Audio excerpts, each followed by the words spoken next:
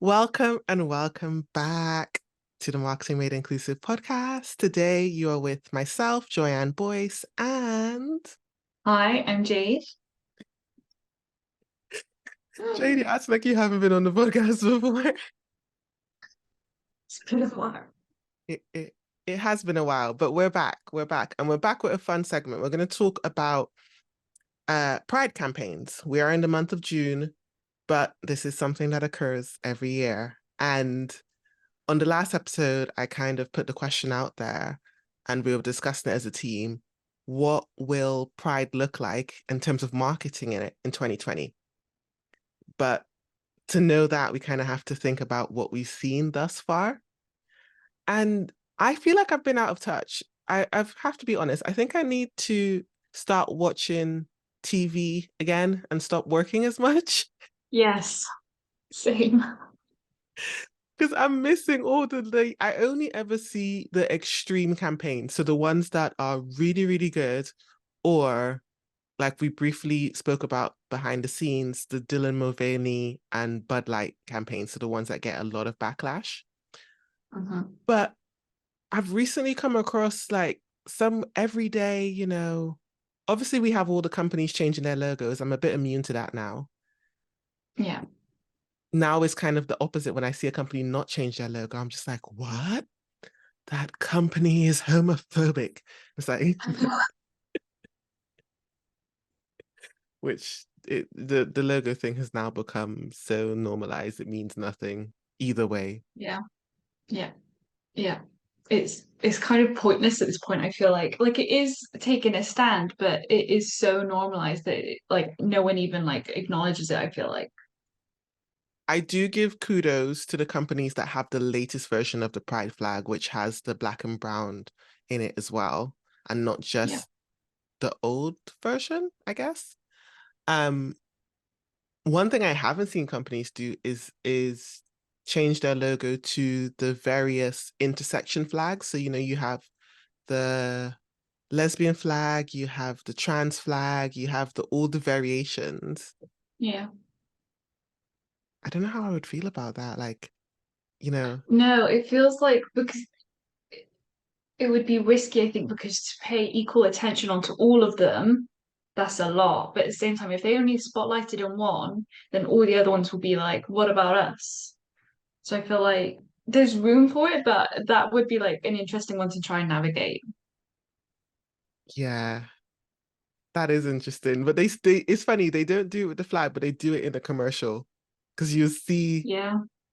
the ad and it would be like, here is this happy queer couple who are buying life insurance. Okay. But why are they both men and they're white and they're middle class? Okay, so it's still your same demographic. You just swapped out one thing. Yeah. Yeah. Oh my gosh. What campaigns have you seen lately? I haven't seen many. I had to like look. I feel like I used to see quite a lot, but these days it's like an effort to look. Adidas is one that um I've noticed. They don't have a full-on campaign for it though. I've seen on TikTok like there is some kind of video clip, something, but they're not posting about it on any of their socials, which is interesting. You think it's a full-on Pride line, and they have like celebrities endorsing it. Um, Oh, so they've created a they're Pride not posting product, it. but they're not. Yeah, And this product was it launched during June, Pride Month? this year, fresh out. Yeah, so full. I think it's like a full line of clothes. I know the only person that's coming to mind is Tom Daly. He's the only one that like I recognize, but Tom's there and other people are there, and it's pretty. I mean, I always instantly look for like what's the representation looking like, and we've got like a good range of skin tones. Obviously LGBTQ plus representation, and I think like there's some like different varying embodied. Like we have some more hardcore athletes, and then some that are just like more like influencers, kind of everyday people. So it's like a good range of people in there. It looks like, but they're not kind of. I had to look for it. I didn't know that this was a thing. So is there not like one billboard or anything that we could look at? Not that I could find. I found this one TikTok. Hang on. Good old TikTok. TikTok is our But it's not trusty even platform. So is it an official campaign or it's an official campaign. Like this is Adidas's clip, and they have a page on their website about it, but they're not posting it. Like this is from another TikTok account that I found that's reposting okay. it. All right, let's see it.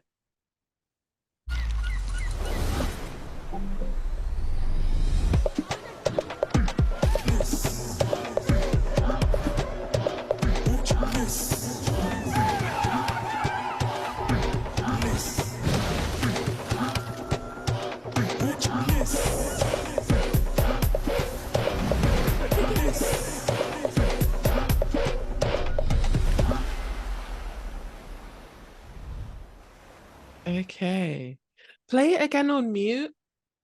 So for the individuals listening, it's essentially it's like a beach party scene.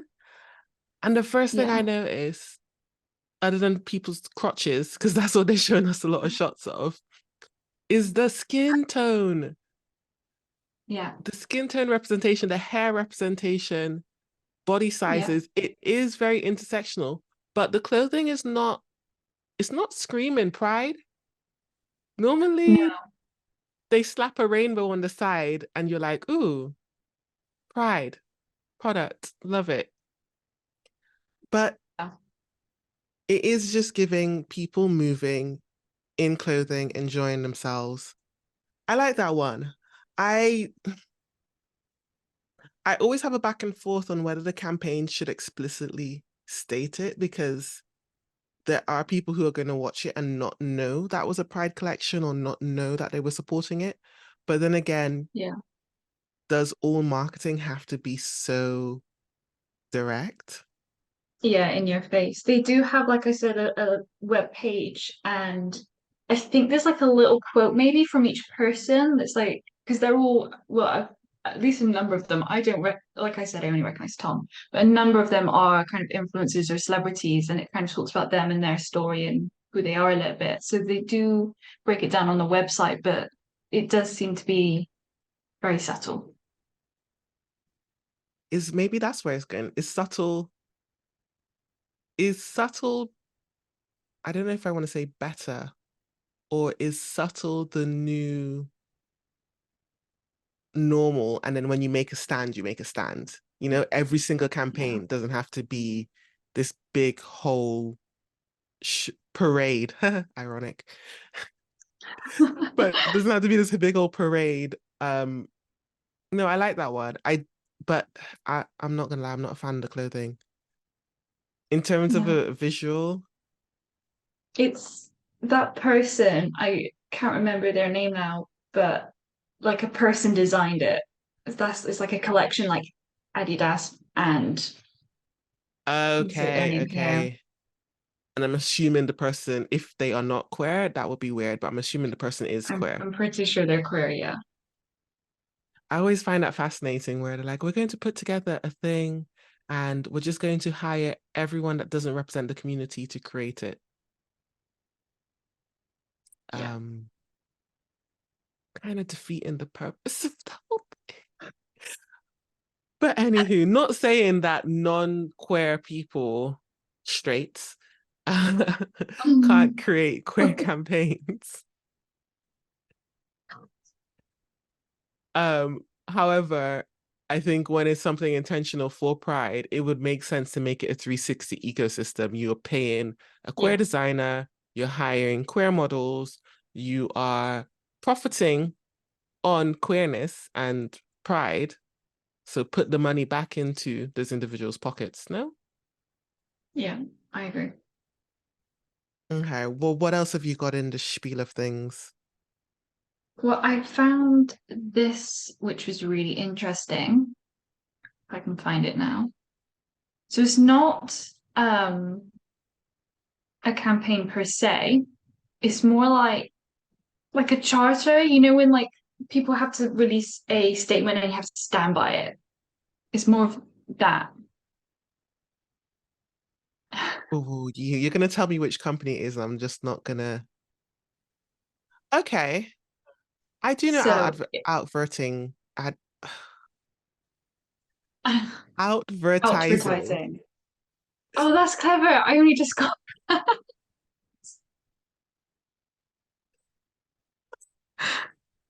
I've never read it aloud before. Outvertising, I do know of them.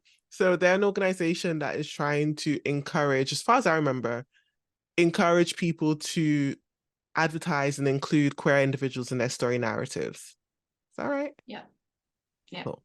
So, okay, now I'm not as skeptical because when you said a pledge for people to sign up to, I was just like, if you're going to tell me Coca-Cola, Unilever came out with a pledge, I'm a squint. But this yeah, seems okay. So, advertising tells the brands, stand your ground this Pride Month. Advertising remains absolute in continuing our pursuit to make marketing and advertising completely LGBTQIA plus inclusive. With Pride Month upon us, we invite the industry to join us in that pursuit. Oh, anti-LGBTQIA plus groups are relentlessly attacking brands that demonstrate allyship with our community. That is true. yeah, As part of their efforts to halt and roll back LGBTQIA plus inclusion in society at large, these fringe groups are attempting to erase our community in the media, including in the ads people see. The trans plus community are weathering the brunt of this targeted campaign of hate, and they must be protected. But this hate is not limited to our trans plus friends. The whole LGBTQIA plus community are feeling the effects. There is no room for performative gestures or empty commitments in 2023. Love is love, but money talks. I was gonna say that last bit again. Love is love, but money talks. That I everything they've said in this is on point, it's clear, it's what they do, it's what the whole organization's about. But I love a good snappy phrase yeah, because we see a lot of the time when we're talking about inclusive marketing, everyone's just like, oh, that's so nice. And I'm like, yes, but also money, it's marketing. yeah, definitely. And so So they have what a are they whole, asking? so they're basically asking people to stand their ground. Like brands with pride ads, run them. Brands working with LGBTQIA plus talent, protect them. Brands with pride events plans, keep them. Brands with pride products, display them. Like be proud about what you're doing and don't like if you're gonna do it, don't like half in, half out. Like do it and do it, you know, do it with kind of pride, I guess. Ha ha ha. Because you're representing like a big group of people, and if you're gonna support them, then support them. Yeah, I was just going to continue on the other ask they have because this one's a good one. And I think we just saw it in that ad. Brands with rainbow logos back this up with declaration of meaningful action. So hiring the people, hiring the models, making sure brands that come under attack brave the backlash. Brands with media spend invest in the media that matches your values. Divest from media that spreads disinformation. I love this. I love this because it's on two elements. It's not just the statement of action, it is practical. It still works in a capitalist society. Sometimes I have a lot of pushback myself when I see organizations or movements make statements that are somewhat idealistic. And I'm like, Mhm. yes, we need to change things. Yes, we need to break things down. However, what can we do today in the society and the environment that we're in? And this gives you clear whatever a brand is doing because when they do a campaign with their latest pride related rainbow makeup, they're going to fly out all the influencers to somewhere. And this is like, if you're going to put on that event and fly these influencers to there and have them post content, back it up with spending the money to protect them, back it up with Yeah. knowing that if backlash happens, you're not going to backtrack and remove the ad. I love it. Yeah. And make it Um, have meaning as well. Don't do it for the sake of doing it. I absolutely love it. So we're going to link this for those listening. We're going to link it in the show notes. Because I think, yeah, it's straightforward. It's simple. Love is love, but money talks is how I'm gonna be. That is a good one. It's so good. Oh my days. I think an influencer recently came out with a track, and it'll be great if we can find it, where she's just like, you want to pay me in exposure, but exposure doesn't pay my bills. I was just like, Yeah, because a lot of the yeah. time, especially for marginalized influencers, underrepresented, like, oh no, we'll just give you the platform.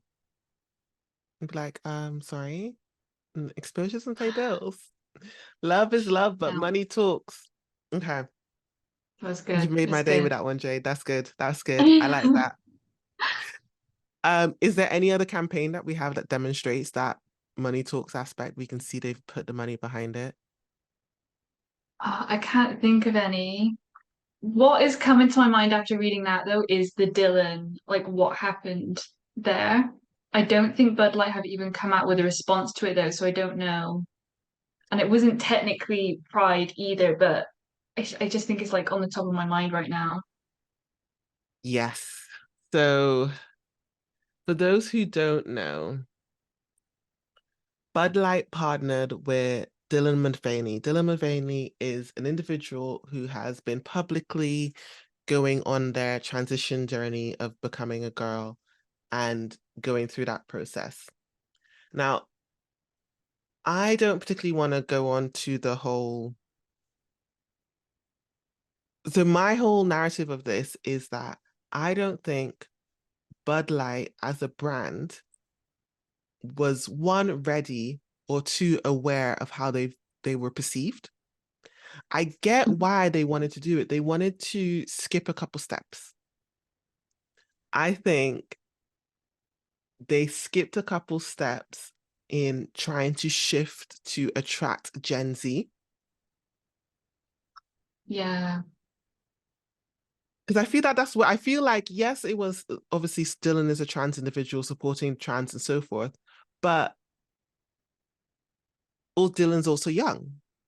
Dylan is Yeah. beautiful and trendy and taking over TikTok. All these things that you can go into the meeting like, yes, we need to get the younger demographic. We need to be woke, quote unquote.